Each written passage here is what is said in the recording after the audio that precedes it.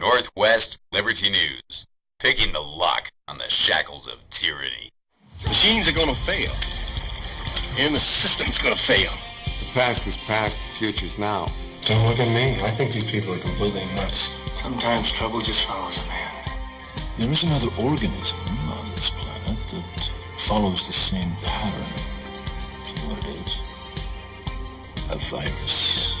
Can't you stop your lips from flapping for 2 little minutes? It's because I'm white. I'm a man. I'm sensitive. I need to feel loved. I need to be desired. I'm rapidly becoming a big underground success in this town. It's a question of methods. Everybody wants results, but nobody wants to do what they have to do to get them done. And now, coming to you live from Kalispell, Montana, brought to you by Northwest Liberty News, it's Montana Gazette Radio with your host, James White. Okay, I'm your host, James White. This is Montana Gazette Radio. Thanks so much for joining me here today on the broadcast on the 17th day of February 2021. If everything's working properly, we should be simulcasting on multiple Facebook pages, YouTube accounts, Periscope, D-Live, Twitch, and much more. Thanks so much again for joining us here on the broadcast. We're delighted to have a returning guest, the Secretary of State here of Montana, Christi Jacobsen. When she was on last time, she was a candidate, and we wanted to congratulate her, first of all, before we get going on with the interview. We want to congratulate her on her victory. We're delighted that she's there in that position, and we are thankful that she's taken the time to come with us on the show today. I'm going to go ahead and unmute her microphone and welcome her specifically. Here, welcome her. Here we go. Go ahead, Christi. It's probably asking you to hit the mute on them. There you go. Christi Jacobsen, thanks so much for joining us here today on Montana Gazette Radio. Thank you so much, Jim. Good morning to you and good morning to all of Montana. I really appreciate the opportunity to be here and give you some updates. Yeah, it's always great to have you. You know, it just seems like so long ago that you were here in Kalispell and we were helping putting up signs. Whenever I'm helping put up the campaign signs, and man, a lot has even happened since then. For crying out loud, it's been what a world we're living in these days. But again, we wanted to bring you on here and first of all ask you how you're adjusting to the. I know you're the undersecretary for a period of time under Corey Stapleton, so you are familiar with the office of the Secretary of State. But let us know, how has the transition been, and how are you enjoying? I guess it's probably just over a month now, coming up on 2 months here in a couple of weeks on the job. Give us your first impression of how things are going there in the Secretary of State's office in Montana and Helena. It's been absolutely amazing, Jim. I've just been working with the legislature to follow through with all of my campaign promises and to do exactly what I campaigned on in the last, all of 2020, to just follow through with exactly what I promised Montanans that I will do. So that's where I've been spending all of my time and energy. I have noticed that the website here is looking pretty snazzy, and the people that I've talked to are telling me, people that have signed up to get, to sign up and apply for a new business, they're telling me that things are pretty much lightning fast there on the Secretary of State site. Like they can get their business established, I mean, within 24 hours easily, sometimes the same day. Is that something that was really important to you, Christi, is getting, because it looks different, I think, even than it did when you were on the run up to the election. Was that something that was important to you, is to making sure that the website is fully functional so people can get stuff done quickly and efficiently? Yes, we did a complete overhaul of our website, and everything that we've created was from a user perspective. And that's how we had all of the design was around the user feedback, and to make it intuitive for anybody that needs to update their business with their annual report, which is the filing season that we're in until April 15th, and to start a business. So it's been super important to get that revamped, and that was up on day one. And we've had a lot of really good feedback from all of our businesses on the usability of it. Have you seen, speaking of that, pardon me, have you seen, there's been just a tremendous influx of folks coming here from other states to Montana. I mean, like 5 or 6 different states. They're kind of like piling in.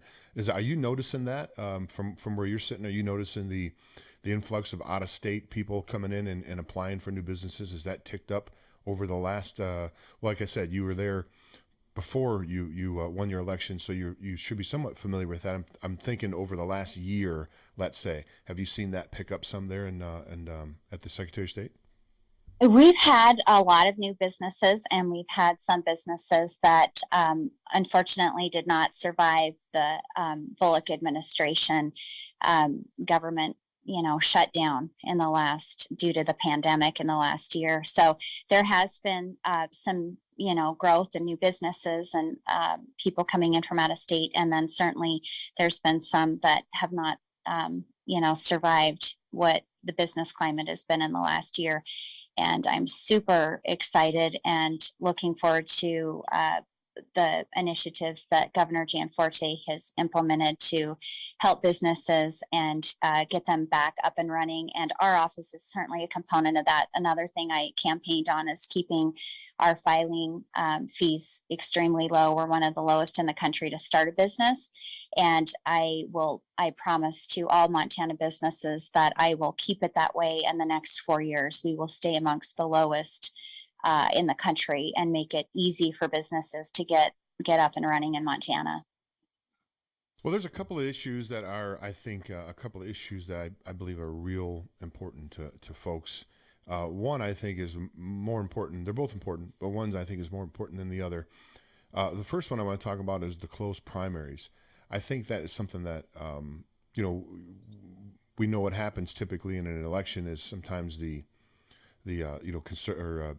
liberals or the Democrats, they cross over and they vote in the Republican elections, and it doesn't always necessarily, it's not. Sometimes, a lot of times, it's not Republicans that are voting for other Republicans, and sometimes that's done as a political maneuvering to be able to get their person that maybe not be so conservative in there, or spoil the chances of others. Is that something that is on your radar, Christi? The close primaries, and are you? Is that something that you're going to try to have been working with the legislature on up until now? Absolutely, it's on our radar. I've been looking at all of the legislative bills out there that surround the elections and changing the elections in our state. My 5 priorities that I have put as a priority for our office and my name on as the Secretary of State has been the number one for me has been voter identification. That is something that I campaigned on, and when I was elected, that's something that I need to follow through with. So I've been working with the legislature, number one, to pass a voter ID law. And that bill is Senate Bill 169. It passed the Senate with all of the Republicans supporting it, 31 of the 50 senators voting for it. All of the Republicans voted for it. It has 91 co-sponsors, and it's now in the House. That hearing is on Friday. It's scheduled for Friday in the House administration. And again, that's Senate Bill 169. That's my number one priority is voter ID. It's something that we definitely have room for improvement here in Montana. And that was my number one campaign promise. Yeah, that was my next. One was the voter ID. That the close primaries is one, and I said the important one, but probably the most important one I think is the voter ID, because I think a lot of Americans, certainly Trump fans or Trump supporters, saw what happened over the last election here last November, and there's been just a voluminous amount of evidence. I guess you can deny the fact that there was some shenanigans going on, but when Christi, this, you've been a Secretary of State. When someone sends out 100,000 applications and 125,000 return, shouldn't that bring up a red flag to go, hey, wait a minute? There's more people are returning ballots than we actually sent out. So I think that is, and people recognize that and notice that. Do you see that, as far as your stance on the voter ID? Are you getting?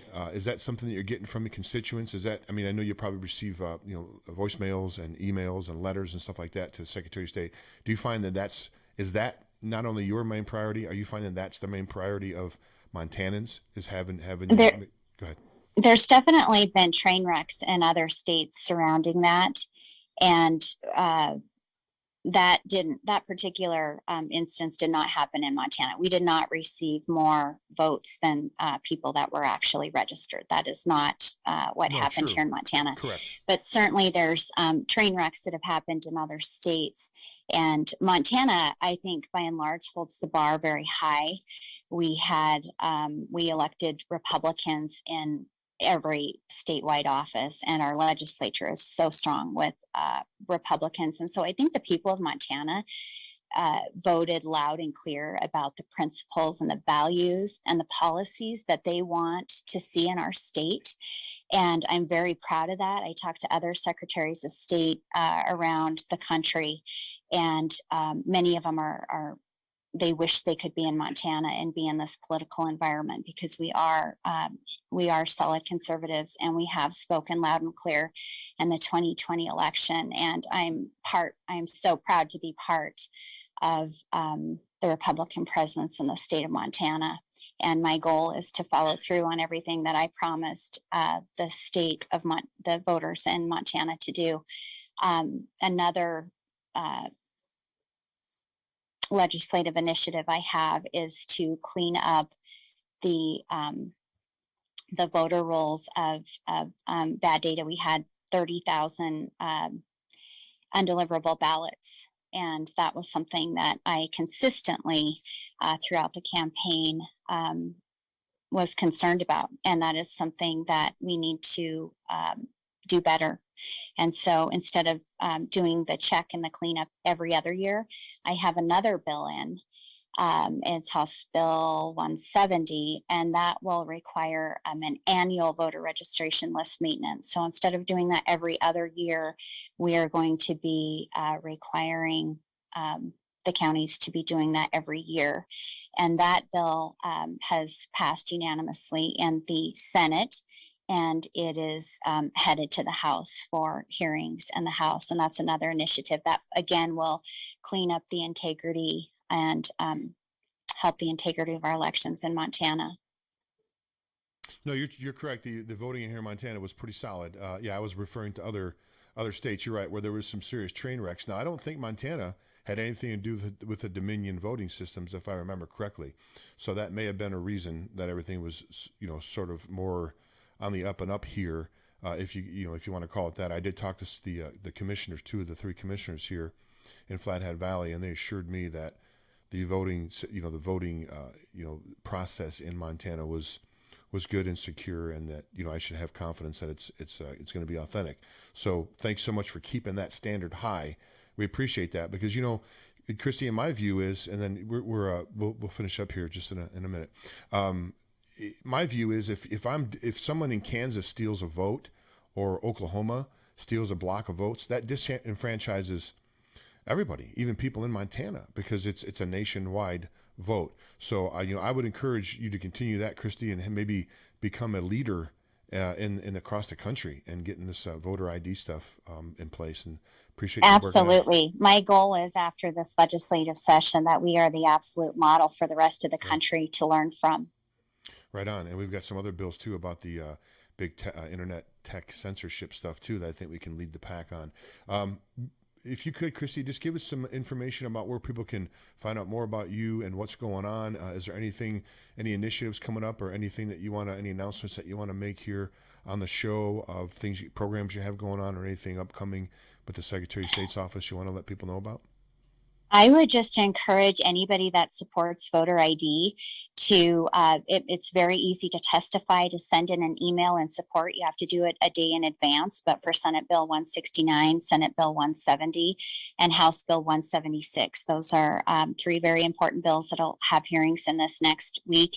If you could testify in favor of those initiatives that are so important, you can check out our website if you're looking at starting a business, and sosmt.gov. And then certainly I have a political and an official Facebook page, Christi Jacobsen, two separate Facebook pages, and Secretary of State Facebook page. So we communicate a lot through that channel, and certainly if people are interested or want to get a hold of us, to please check out both of those channels of communication. Christi Jacobsen, thanks so much for joining us here today on the broadcast. Please keep up your great work, and if anything comes up that's newsworthy that you think you want to get out to the folks, please give me a call. I'll be happy to have you on the show anytime. And once again, thanks so much for taking time out of your busy day to come on the program. Jim, thank you so much. I appreciate it. Quite welcome. Always good to talk to you. Bye, Good to talk to you. Bye. Bye now. Okay, folks, there goes Christi Jacobsen, Montana Secretary of State. We so much appreciate her being on the program. She was very gracious to come on the show in the lead up to the election, and I'm delighted that she has, now that she's won the election, decided to come on the show, continue to come on the show, and we're delighted and thankful for that. We're going to take a quick commercial break here and then come back on the other side. We're going to cover a couple of news topics. I'm your host, James White, and this is Montana Gazette Radio. We'll be back after these brief messages. If you like classic cars, exceptional service, and a money-back guarantee, then the Corner Shop in beautiful downtown Kalispell is the place for you. Whether it's an oil change, engine diagnostic, suspension work, or brakes all around, the Corner Shop has you covered.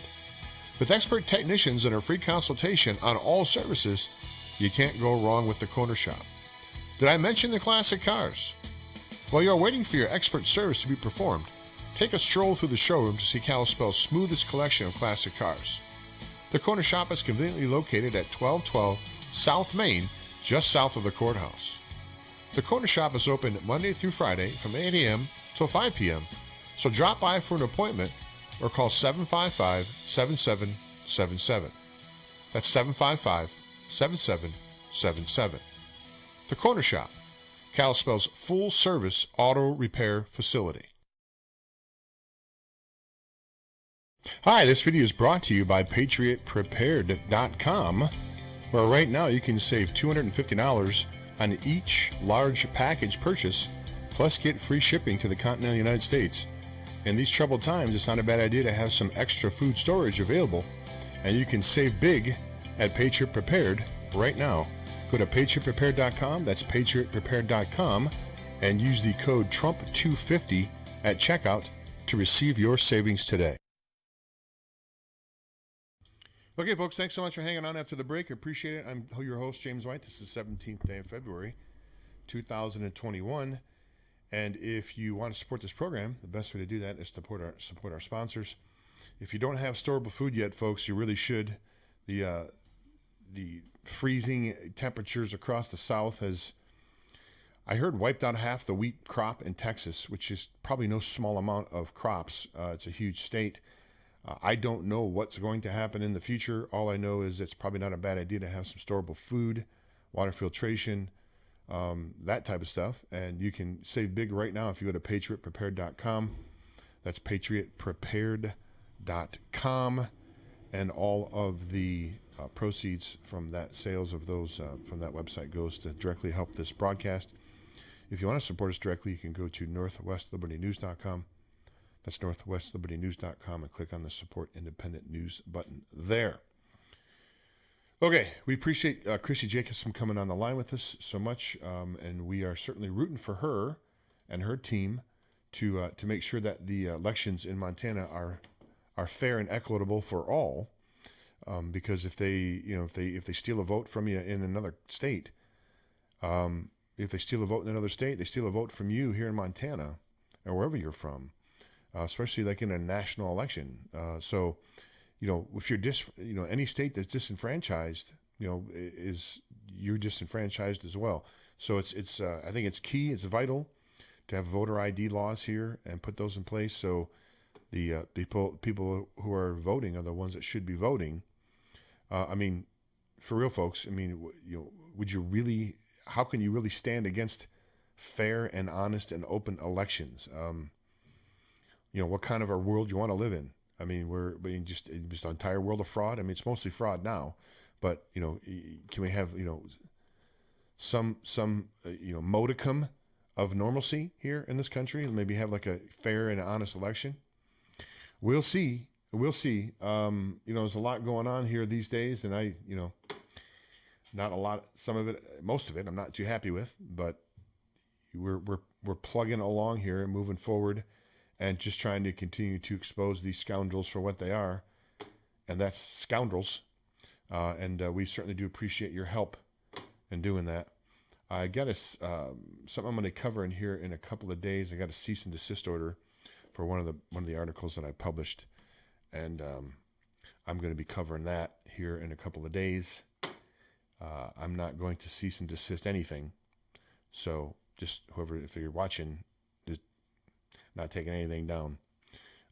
So keep an eye out for that. Coming up here, I'm going to further that report, and I'm going to double down, as they say here, in a couple of days with some new information. So keep an eye on that if you can. It's going to be good. I don't like being threatened. I don't like being threatened at all. So we'll just keep it at we'll just keep it at that for now. Okay, let's check out the website here, Montana Daily Gazette. Now, here is an op-ed about the PSC, the Public Service Commission, by the publisher of Montana Daily Gazette, Jordan Hall. We've had Commissioner Pinocci on the program here about this Public Service Commission. There's 5 Public Service Commissioners currently, right now, 5 Republicans. I think it happens to be 5 Republicans. So what the proposal is, this bill is, and we talked about it here, is getting rid of all the Public Service Commissions. Oh, there's 5 or 6. I think there's 5. Public Service Commissioners, and appointing having the governor appoint the Public Service Commissioners. Let me see. I think there is 5 Public Service Commissioners, but I could be wrong. I don't. I interview Randy Pinocci on here numerous times, and I just don't know. I don't know who the commissioners. Let's see here. So let's see. There are 5. Yeah, 5 districts, 5 commissioners. So the article there is an error. There are 5 commissioners, and we have had, I think Jennifer Fielder is commissioner. We've had her on the line, and Randy Pinocci numerous times, and we've interviewed a couple of the other commissioners as well. At any rate, the point being is these commissioners are elected by the folks. Yeah, here's the districts. The commissioners are elected by the folks, and they are a lot of them, some of them, I should say, are very active in the community and do connect with the voters. So what happens is, as I stated in the article that I published here about this in Montana Daily Gazette, appointments honor favor the establishment. Remember that. When people make appointments, that favors the establishment. When I say the establishment, the established political group that's in power currently, specifically in this case, the governor. So if we get another 16 years of a Democratic governor, we're going to have a Democrat Public Service Commission.